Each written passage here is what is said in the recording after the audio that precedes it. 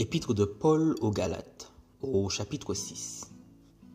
Frères et sœurs, si un homme vient à être surpris en faute, vous, qui êtes spirituels, redressez-le dans un esprit de douceur. Veille sur toi-même, de peur que toi aussi tu ne sois tenté. Portez les fardeaux les uns des autres et accomplissez ainsi la loi de Christ. Si quelqu'un pense être quelque chose, alors qu'il n'est rien, il se trompe lui-même. Que chacun examine ses propres œuvres, et alors il aura de quoi être fier par rapport à lui seul, et non par comparaison avec un autre, car chacun portera sa propre responsabilité.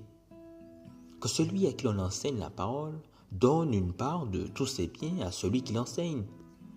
Ne vous y trompez pas, on ne se moque pas de Dieu. Ce qu'un homme aura semé, il le récoltera aussi.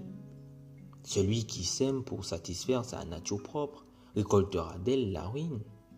Mais celui qui sème pour l'esprit récoltera de l'esprit la vie éternelle. Ne négligeons pas de faire le bien, car nous moissonnerons au moment convenable, si nous ne nous relâchons pas.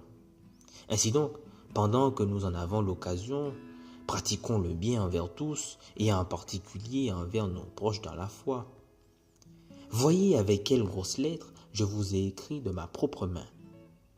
Tous ceux qui veulent se faire bien voir par les hommes vous obligent à vous faire circoncire uniquement afin de ne pas être eux-mêmes persécutés pour la croix de Christ.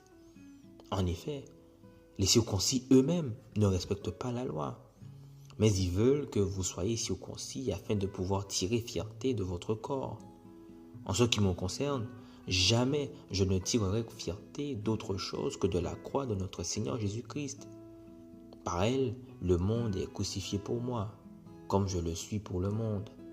En effet, en Jésus-Christ, ce qui a de l'importance, ce n'est ni la circoncision, ni l'incirconcision, mais c'est le fait d'être une nouvelle créature. Paix et grâce sur tous ceux qui suivront cette règle et sur l'Israël de Dieu.